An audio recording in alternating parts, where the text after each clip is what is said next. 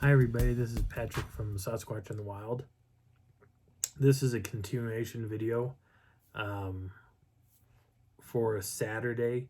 I just got back from Bailey, Colorado, talking to Jim Meyer's wife and showing her pictures of Sasquatch. If you didn't catch that video, I'll either link it or I will or I will post it or show pictures of the other videos that you can watch on my channel. There's a total of 4 to this series, and this is the last of the series. So, just for this first part of the storytelling about my first encounter with Bigfoot.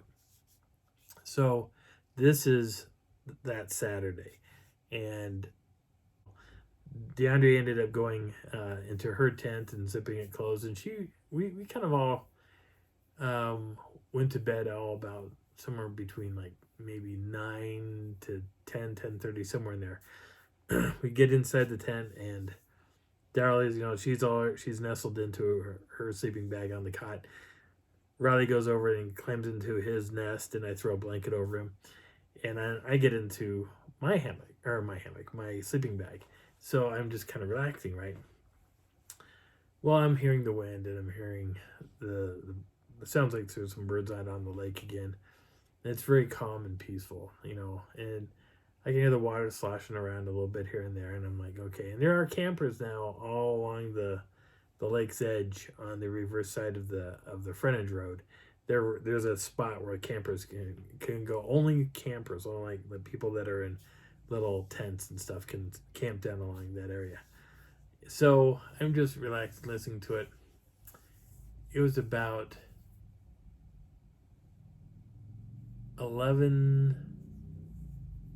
somewhere between 11 p.m. and midnight. I start to hear these faint sounds, and they're slowly getting louder. The sounds sound like this.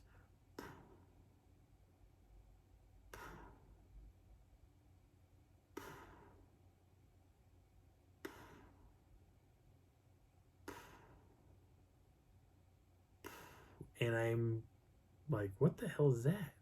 And it's very faint, and it's coming way back up on the mountain, like almost, I want to say about maybe 20 feet high and back, straight back behind us, along the trails that I was on in the very beginning. And it sounds like it's kind of coming down, something like that. But I think it's a little bit higher up, near the where the mountain begins. Somewhere up in there is where it sounds like it's coming from. I didn't. I'll show a picture of where I think it was coming from. So I'm listening to this, and I start to think these are footsteps, something that's got a heavy weight to their feet as they're stepping down on the soil, and I keep hearing.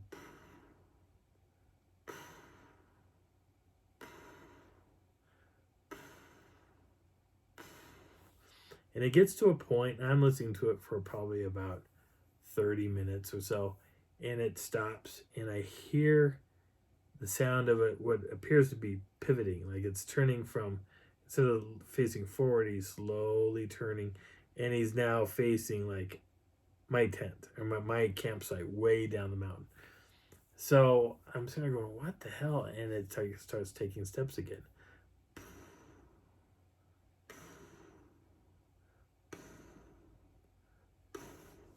And I started thinking about Jurassic Park and Jeff Goldblum, who's in the Jeep, and he's looking down at the T-Rex footprint, and the water's rippling like this, And I really started thinking about this, going, oh my God, what's coming down off that mountain?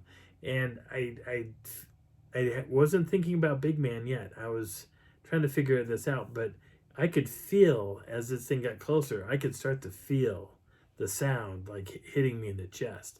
And I'm like, what the hell is this? And about this time, Riley gets up, and he kind of like turns around, and he looks at me for a second, and he's looking to the back of the tent. So now imagine he's looking this direction. This is the back of the tent, and the mountain's up this way. Whatever it is coming down towards us. And then as it's coming down, we're both hearing the.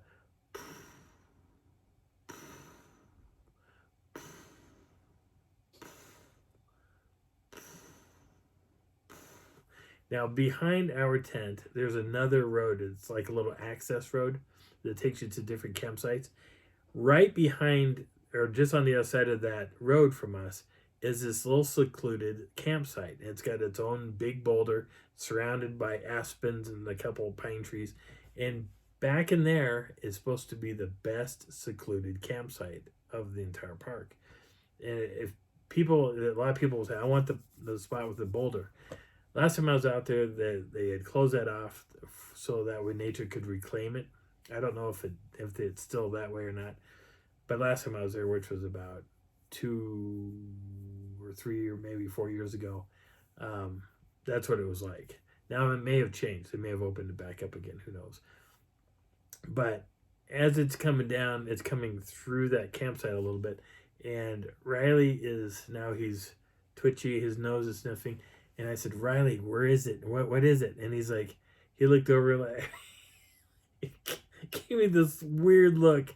And he's like, and he keeps looking forward or looking, forward this way. He's looking at me and it's like, come on, Dad. Don't you hear it? Whatever this is coming towards us. Do you not hear this?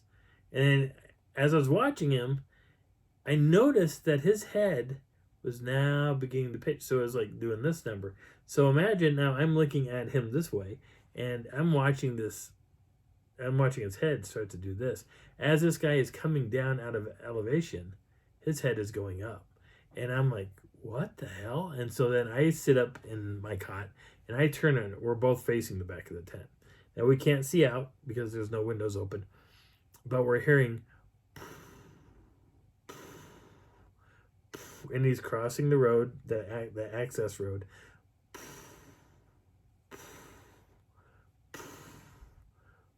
And now he is entering in where the trees are. So I start to hear, for every step, he's grabbing a branch and he's snapping it.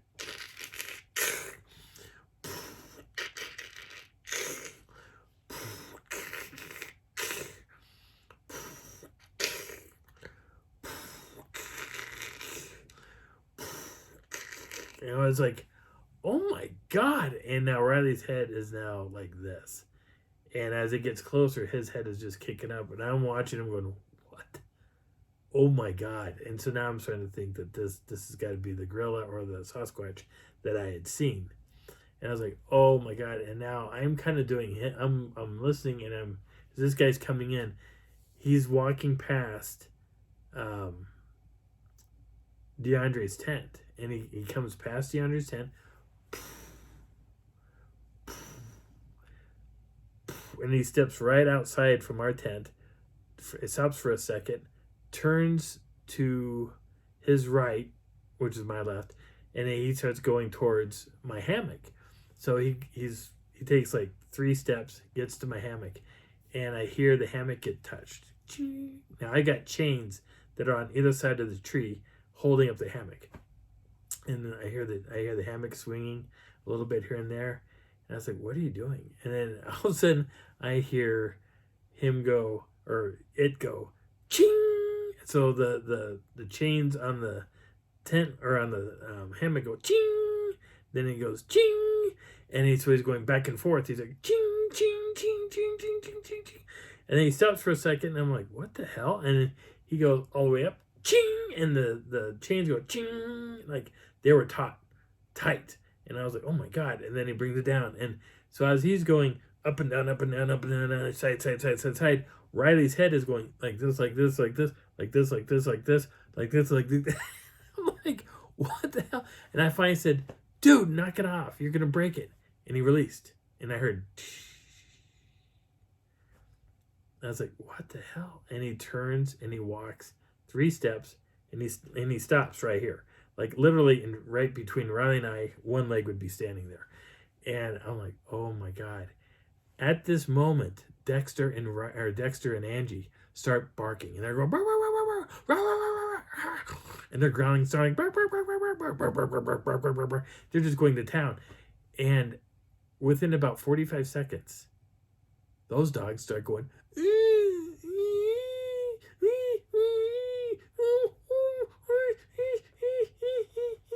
and I'm thinking, what the hell are they doing? I'm starting to think that he's got both dogs by the throat, and he's squeezing the living daylights out of them to make them stop barking. And it's silence. I looked at Riley. Riley looked at me. I was like, "What the hell?" And at that moment, DeAndre wakes up. She goes, "What is wrong with you? Why are you barking? Quit your barking. Why are you crying? I didn't hit you." He goes, "Shut up." So she's like, "Go to sleep." And she flips over and I guess gets back in her sleeping bag, and she's trying to go back to sleep. Riley starts to bark. Now Riley goes bark, bark, bark, bark, bark, bark, bark. It took 15 seconds of this. And Riley right away. And I could see he had this crazy look on his face. And right away he was like, and he just started crying. And it was, and he turned and he stuck himself right in between my side of my body and my arm, and he tucked right into like the armpit, and he got in there, and man, he was shaking. There was some serious shakes going on, and I was holding him and I said, "He is not a threat, leave him alone." And Riley just immediately calmed down. It was like whatever was happening stopped, and he just relaxed, and I was like, "It's all right, all right, it's all right, all right." So Darla turns around and goes, "Why is Riley barking? What's wrong? What's going on?" And I said, "Don't worry about it. It's done." "Well, why is he crying?" And I said, "It's okay. It's taken care of." She's like, "Okay, fine." So she kind of rolls back over and she's trying to go back to sleep. And I'm thinking, okay, I should probably step out of the tent because I know who this is now. I know who this is. So she rolls back over and looks at me and goes, "Why don't you take him outside?" And I was like, "Oh, I don't think that's a good idea." She's like, "Why?" I said, I just don't feel it." So I said, "Well, let's just see." So I get up and I go to the tent and to the door. And as I'm trying to open it, Riley goes, bam, he hits that tent. Like he wants to go. And I was like, "No, he wants to run. For whatever reason he wants to run. I don't want him running out there, I may not be able to control him or, if I don't get him hooked up." And she's like, "Well, fine. Then just get him to calm down." I said, "Hey, he's calm now." So I got him turned around, got him back, and Riley couldn't sleep yet. He's still wide awake. And I was like, "Yeah, no." So I made sure I zipped the tent closed again, and I was trying to get him to lay back down, but he wouldn't do it. He was like, "No." So as Darla started snoring, I was saying quietly, "Dude, I really want to step outside, but I can't. I can't come out right now." And it was like a slight little pause,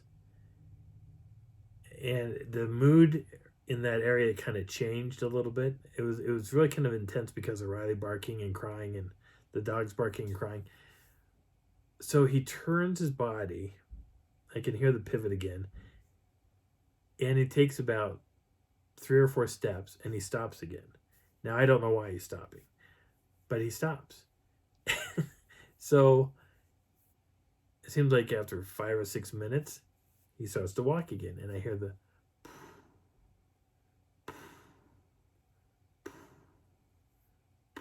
and Riley's now his head is coming back down, and he's watching like this, and I'm watching him as his head's going back down, and so now I know the guy is going further away and he's going back up in the elevation. I can hear him crossing, going back through the corridor of trees. He's going up the hill. He's crossing the road. He's going up to that campsite again, and he's going all the way back up to where he went. And it really sounded like where he turned or where he initially came down, that's where he was going back up, and he took a left and went off up into the mountains. He was gone. And I was like, dang, I really wanted to go outside and see this guy. I really wanted to. But because of Riley being all freaked out, that was not an option. I couldn't risk that. So I was like, okay. So I finally fell asleep. Riley fell asleep. Dollar, of course, was snoring away. Come morning, Dollar wakes up and goes, "Are you awake?" And I was like, "Yeah, I am awake now." And she's like, "Okay, you want to take Riley out?" And I said, "Sure." So I get dressed, and I was thinking, oh, there's got to be footprints outside. No. DeAndre had her dogs running back and forth, and if there was any evidence back there, gone. So I get up, and I take Riley, hook him up to the harness or to the cable so he's not going to run anywhere. And he just kind of trots around out there. And I started making breakfast and stuff for us. I was thinking it was eggs and whatever else we were making. And I told her I was making breakfast. She goes, okay. So she was getting dressed, and we eat our breakfast and everything. And JC he shows up, and his dad shows up, and they're breaking out gear, and he said, what are you guys doing? I said, well, we're tearing down. We're going home. Why? You just got here. I said, no, we've been here since Thursday. Oh, so I have no idea if I don't think they had any clue about what was going on that weekend. And I know DeAndre, she heard me talking about Bigfoot and here and there and that stuff, but that was about the extent of it. So before we packed up or before we left, I said I want to go back and look at these trees, this corridor of trees right behind DeAndre's tent, where JC and his dad was going to build their tent. And I started to look up along the trees, and all the trees had a break. They all had broken branches going straight across, perfectly level across from each other, and they were all about somewhere between 10 and 15 feet up in the air. I couldn't touch these branches at all. All those branches were snapped off. They were gone. I don't know where those branches went, but you could tell which ones were broken and ripped off because the color change was all the way down the line on the breaks, and they were all facing each other too, which is crazy. And so I looked on the ground, and what I noticed is that there was all these drag marks of what looked like branches going from roughly behind DeAndre's tent all the way up through across the road and into the other campsite. And then I looked around for the branches. I couldn't find the branches. They were gone. So we ended up then packing up and leaving.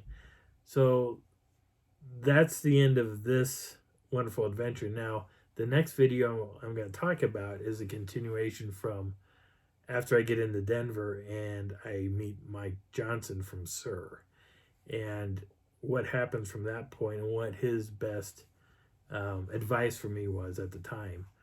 And I'm not going to fall in like this kind of odyssey is kind of odd, but I'm going to start bouncing around from different locations and different things that I've done in the past. And I hope you're having a great day, and I hope you're enjoying the journey. See you later. Bye.